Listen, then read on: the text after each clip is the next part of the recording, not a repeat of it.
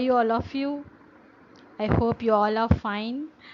Welcome to Easy English, Jolly English. இன்னைக்கு நம்ம சேனல்ல we are going to learn letter. Letterல two kinds of letters are there. ஒன்று வந்து formal letter, இன்னொன்று informal letter.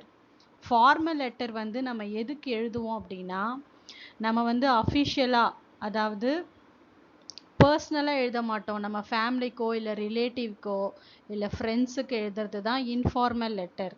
நம்ம வந்து அஃபிஷியலாக ஒரு ஆஃபீஸ்க்கு எழுதுகிறோம், இல்லை ஸ்கூலில் எழுதுகிறோம், இல்லை ஒருத்தவங்கிட்ட மனு கொடுக்குறோம் அப்படின்னா அது வந்து ஃபார்மல் லெட்டர். ப்ரொசீஜரை ஃபாலோ பண்ணி எழுதுறது தான் ஃபார்மல் லெட்டர். இன்ஃபார்மல் லெட்டரில் நம்ம வந்து ரூல்ஸ் அண்ட் ரெகுலேஷனை ஃபாலோ பண்ண மாட்டோம். ஃபார்மல் லெட்டரில் தான் நம்ம என்ன பண்ணுவோம்னா ரூல்ஸ் ஃபாலோ பண்ணணும். ஸோ ஃபார்மல் லெட்டர் எழுதுறதுக்கு we have certain rules. அந்த ரூல்ஸ் என்னென்னு பார்த்துட்டு எப்படி எழுதணும்னு சொல்லிட்டு உங்களுக்கு நான் இன்னைக்கு சொல்லி தரப்போகிறேன். லெட்டரில் வந்து எப்படி எழுதணும், எதை இன்க்ளூட் பண்ணணும், என்ன ஸ்ட்ரக்சரில் எழுதணும் அப்படின்ட்டு உங்களுக்கு நான் இன்னைக்கு சொல்லி தரப்போகிறேன். Let's go into the video.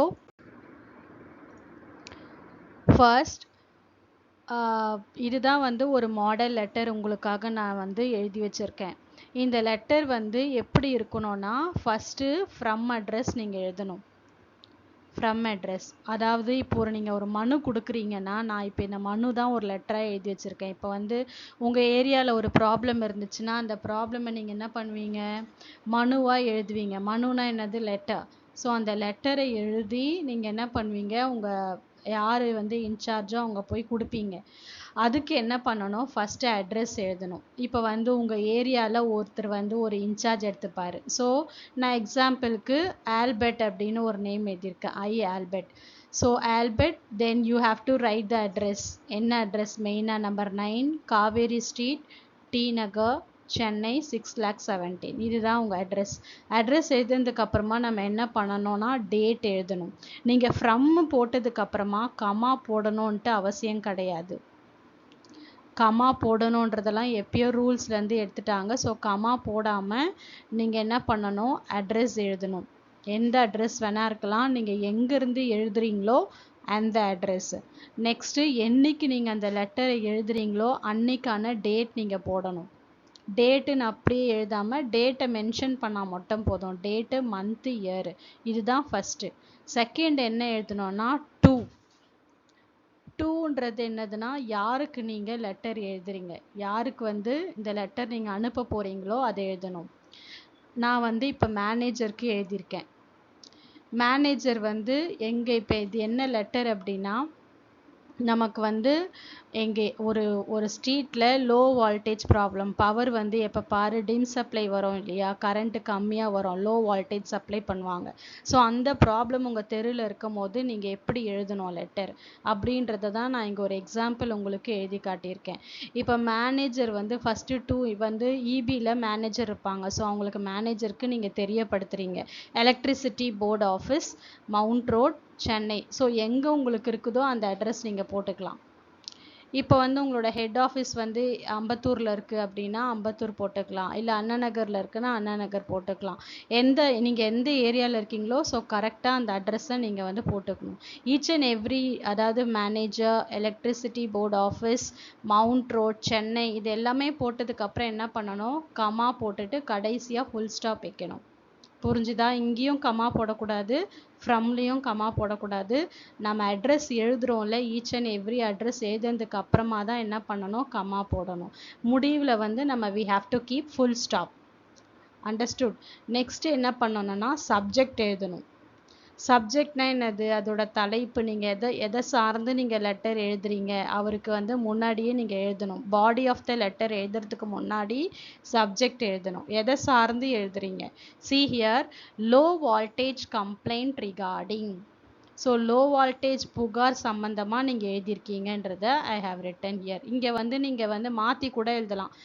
நீங்கள் என்ன எழுதுனானா, அது application due to low voltage. அப்ளிகேஷன்னா ஜஸ்ட் அ லெட்டர், அப்படியே எழுதலாம். இல்லை லோ வால்டேஜ் கம்ப்ளைண்ட் ரிகார்டிங், இல்லை கம்ப்ளைண்ட் ரிகார்டிங் நீங்கள் ஷார்ட்டாக போட்டாலும் ஓகே, நம்மளோட இஷ்டம் தான். ஆனால் இதோட வந்து தலைப்பு நீங்கள் எது சம்மந்தமாக எழுதுறீங்கன்ற ஒரு க்ளூ வேர்ட்ஸ் இங்கே மென்ஷன் பண்ணணும்.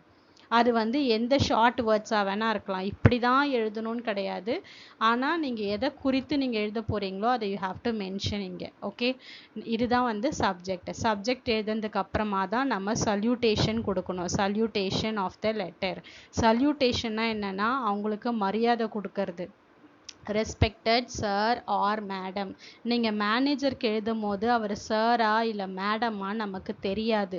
அப்போ என்ன பண்ணணும், நம்ம மேடமாக இருந்தாங்கன்னா நம்ம சாருன்னு போட்டுறக்கூடாதுல்ல. அதனால அதை அவாய்ட் பண்ணுறதுக்காக நம்ம ரெண்டுமே எழுதணும். சாரும் எழுதணும், ஆர் போட்டுட்டு மேடம் எழுதணும். Then you have to include the comma. Comma போட்டதுக்கு அப்புறமா தான் body of the letter. Body of the லெட்டர்னா இங்கே நான் எழுதியிருக்கேன் இல்லையா, நம்ம விஷயம் என்னென்னு லெட்டரில் எழுதுகிறோம்ல, அதுதான் body of the letter. So நான் இப்போ என்ன எழுதியிருக்கேன், this is to notify you that our Kaveri street area has low voltage problem regularly.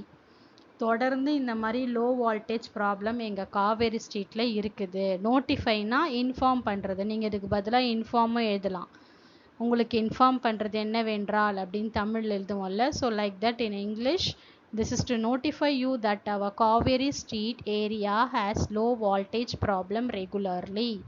Due to this, இந்த இஷ்யூ சம்பந்தமாக our children, குழந்தைங்க, ஸ்டூடெண்ட்ஸ் அண்ட் ஓல்டு பீப்புள், வயசானவங்க, struggling and facing many difficulties in their daily routine work.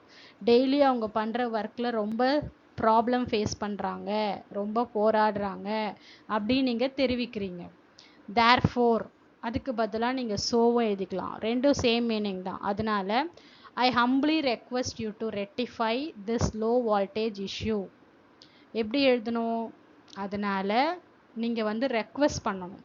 எப்பவுமே வந்து நம்ம உயர் அதிகாரிக்கு எழுதும் போது நம்ம ஆர்டர் பண்ணாமல் நம்ம வந்து தாழ்மையை காட்டணும். அப்போ தான் நம்மளோட ப்ராப்ளம் வந்து அவங்க சரி பண்ணுவாங்க. ஸோ ஹம்பிளின்னு எழுதியிருக்கேன். ஹம்பிளினா தாழ்மை. ஐ ஹம்பிளி ரெக்வெஸ்ட் வேண்டுகோள். யூ டு ரெக்டிஃபை, ரெக்டிஃபைனா சரி பண்ணுறது, this low voltage issue and supply. இந்த சப்ளை லோ வால்டேஜ் சப்ளையை நீங்கள் வந்து சரி பண்ணணும். The supply the proper power supply as soon as possible. As soon as possible நீங்கள் எழுதணும் எல்லாத்துக்குமே. எதுக்குன்னா எவ்வளோ சீக்கிரம் முடியுமோ அவ்வளோ சீக்கிரம் இந்த ப்ராப்ளமை நீங்கள் சரி பண்ணுங்க அப்படின்றது தான் ஆஸ் சூன் அஸ் பாசிபிள். எழுதிட்டக்கப்புறமா we will be grateful for you. உங்களுக்கு நாங்கள் ரொம்ப நன்றி கடன் பட்டிருக்கோம் அப்படின்னு போல தமிழில். அதுக்கு இங்கிலீஷில் தான் we will be grateful for you. இதை எழுதி முடிச்சதுக்கப்புறமா என்ன எழுதணும், தேங்கிங் யூ. நம்ம வந்து ப்ரெசன்ட் கண்டினியூஸ்லையும் எழுதலாம், இல்லை தேங்க்யூன்னு ப்ரெசன்ட் டென்ஸ்லையும் எழுதலாம். சிம்பிளாக தேங்க்யூன்னு போட்டாலும் ஓகே. பட் தேங்கிங் யூ எழுதிட்டு கமா போட்டுட்டு தென் க்ளோசிங் லெட்டர். க்ளோஸ் எப்படி பண்ணோம்னா யாஸ் ட்ரூலி, உண்மையுள்ள, தங்கள் உண்மையுள்ளன்னு எழுதுவோம்ல, ட்ரூலி எழுதலாம், இல்லை சின்சியர்லியும். சின்சியர்லி வந்து நம்ம எழுத முடியாது. பிகாஸ் நம்ம வந்து ஆல்ரெடி அவங்களுக்கு தெரியும், நம்மளை வந்து அவங்களுக்கு தெரியும் அப்படின்னா தான் நம்ம சின்சியர்லி எழுதணும்.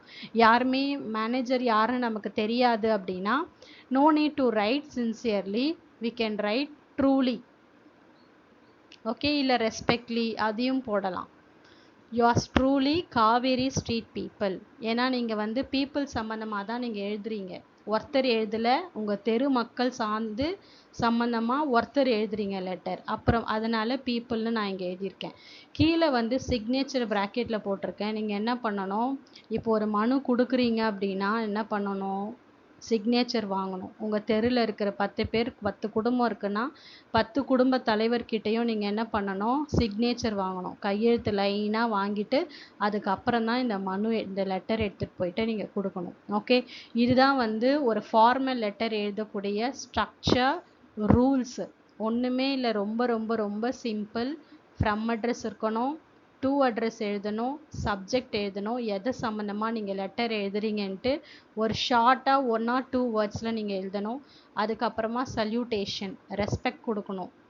அவங்களுக்கு மரியாதையாக நீங்கள் வந்து விஷ் பண்ணுறீங்க. ரெஸ்பெக்டட் சார் ஆர் வணக்கம்னு நம்ம சொல்லுவோம் தமிழில். இங்கிலீஷில் ரெஸ்பெக்டட் சார் ஆர் மேடம். அதுக்கப்புறம் என்ன விஷயமோ என்ன ப்ராப்ளமோ நீங்கள் அதை எழுதணும். அதுக்கப்புறம் தேங்கிங் யூ, யோர்ஸ் ட்ரூலி. நீங்கள் வந்து இப்போ சப்போஸ் வேறு லெட்டர் எழுதுறீங்க, ஒரு வேலை தேடி எழுதுறீங்கன்னா இங்கே என்ன பண்ணணும், பீப்புளுக்கு பதிலாக you have to mention your name, உங்கள் பேர் எழுதிட்டு சிக்னேச்சர் போட்டுட்டு அதுக்கப்புறமா டேட் எழுதணும். அதாவது உங்கள் நேமுக்கு மேலே சிக்னேச்சர் வரணும். புரியுதா? இதுதான் ரொம்ப ரொம்ப ஈஸி. ஏதாவது டவுட் இருந்தால் நீங்கள் கேளுங்க. This is the body of the letter. இது சல்யூட்டேஷன் ஃப்ரம் டு. மறந்துடக்கூடாது டேட் எழுதுறதுக்கு. இதுக்கு முன்னாடி லெட்டரோட தலைப்பு நம்ம எழுதுவோம்ல, அதை என்ன எழுதணும்னா கம்ப்ளைண்ட் லெட்டர், புகார் கடிதம். இங்கிலீஷில் கம்ப்ளைண்ட் லெட்டர். இப்போ சப்போஸ் நீங்கள் ஏதாவது ஒரு வேலை அப்ளை பண்ணுறீங்க, வேலைக்கு நீங்கள் லெட்டர் எழுதுறீங்க அப்படின்னா என்ன எழுதணும், ரெக்வஸ்ட் லெட்டர். ஏதாவது ஒரு ரெக்வஸ்ட் பண்ணுறீங்க, லீவ் கேட்டு ஒரு லெட்டர் எழுதுறீங்க அப்படின்னா ரெக்வஸ்ட் லெட்டர். அவ்வளோதான். இந்த இப்போ பார்த்தீங்கன்னா உங்களுக்கு லீவு கேட்கணும். இப்போ லீவு நீங்கள் கேட்க போகிறீங்க அப்படின்னா அதுக்கு முன்னாடி எப்படி எழுதணும், லீவு எடுத்துட்டீங்க, அதை எஸ்கியூஸ் பண்ணணும். அவங்கக்கிட்ட சாரி கேட்குறீங்க, அலோ பண்ணுறோம், மறுபடியும் நீங்கள் வந்து கிளாஸ்க்கு போகிறதுக்கோ இல்லை நீங்கள் மறுபடியும் வேலையில் ஜாயின் பண்ணுறதுக்கு எஸ்கியூஸ் கேட்குறீங்க. ஸோ அதுக்கு எப்படி எழுதணுன்ட்டு நான் உங்களுக்கு நெக்ஸ்ட் வீடியோவில் சொல்லித்தரேன். இது வந்து காமனாக நீங்கள் ஒன்ஸ் நீங்கள் ஆஃப்டர் கம்ப்ளீட்டிங் யுவர் ஜாப் உங்கள் தெருவில் ஏதாவது ஒரு ப்ராப்ளம் இருந்துச்சுன்னா அதை நீங்கள் அஃபிஷியலாக எப்படி லெட்டர் மூலயமா உங்களுக்கு கன்வே பண்ணி உங்களோட ப்ராப்ளத்தை ரெக்டிஃபை பண்ணலான்ட்டு ஒரு மாடல் உங்களுக்கு நான் காட்டியிருக்கேன். இபியில் நீங்கள் கொடுக்க வேண்டிய லெட்டர். புரியுதுங்களா? வேறு ஏதாவது டவுட் இருந்தால் you can ask me. So thank you for வாட்சிங். உங்களுக்கு இந்த வீடியோ ஹெல்ப்ஃபுல்லாக இருந்துச்சு, யூஸ்ஃபுல்லாக இருந்துச்சுன்னா you can subscribe my channel. You can also share this video to your friends. Thank you. Thanks for watching. Bye.